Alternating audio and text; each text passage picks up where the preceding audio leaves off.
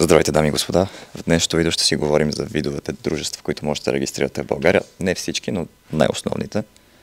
Представете си, че имате някаква гениална бизнес идея и сега се чудите как да се регистрирам. Като какъв, не как. Няма да описваме как точно ще можете да се регистрирате, но какви са вашите опции.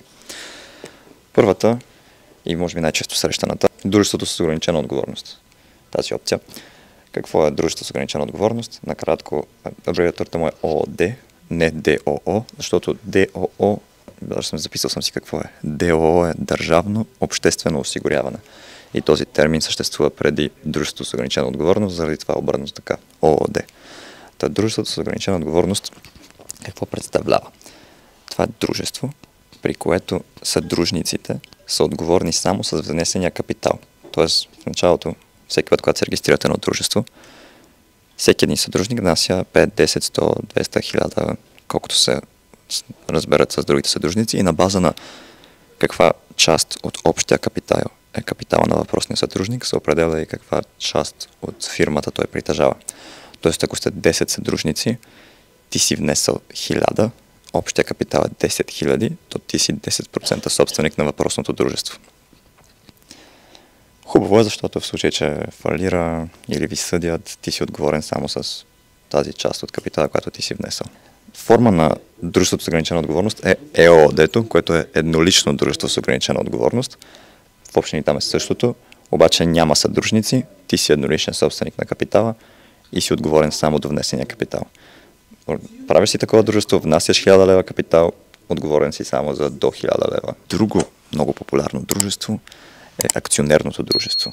Може би, когато някой каже компания, това си представяте. Акционерното дружество е дружество, при което капитала се набира чрез емитиране или продаване на акции. Тъй като със собственици в това дружество могат да бъдат в общини всички хора, всеки, който е закупил акция или повече, няма как да се определя отговорността спрямо това. Самото дружество е отговорност с имуществото, което притежава, а собствениците, които са акционерите, не са отговорни за нищо. Те поемат риска от загуба, в случай, че компанията не се справя добре и цената на акцията спадне. Но в случай, че кредитори си търсят парите или съдят компанията, акционерите не носят никаква отговорност. Акционерното дружество има и, както при ООД, има ЕАД, което е еднолично акционерно дружество, когато в началото бройката на хора, които създават това дружество, е един човек. Тези 4 типа дружества, които ви заради, са капиталови дружества. Тоест при тях имаме капитал, следователно имаме от някаква отговорност до този капитал. В първия случай до внесения капитал, във втория случай до стойността на имуществото на дружеството. Имаме и некапиталови дружества. Към некапиталовите дружества влизат събирателното дружество, както и едноличният търговец. Събирателното дружество е дружество, при което не се внася никакъв капитал. Съдружниците може да се внесе, ако искат съдружниците, но не е задължително. Всеки съдружник може да участва с капитал, с труд, с каквото и да е било. Отговорността там е безкрайна и солидарна. Какво означава това? Това означава, че ако съдят дружеството или кредитори се искат дълговете обратно, то не е лимитирано до някаква конкретна сума. Не. Те могат да ви искат безкрайно много пари, спрямо това какви щети сте нанесли или колко дължите.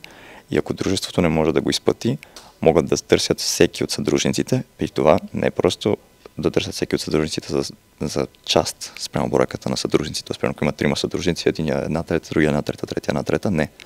Тъй като е солидарна отговорността, всеки един от тях може да бъде търсен за цялата отговорност. Тоест да кажем, съдят ви за 100 000 лева, губите, дружеството има 20 000 лева, взимат ги и Пешо плаща всичките останали 80 000 лева. Друго некапиталово дружество е едноличният търговец.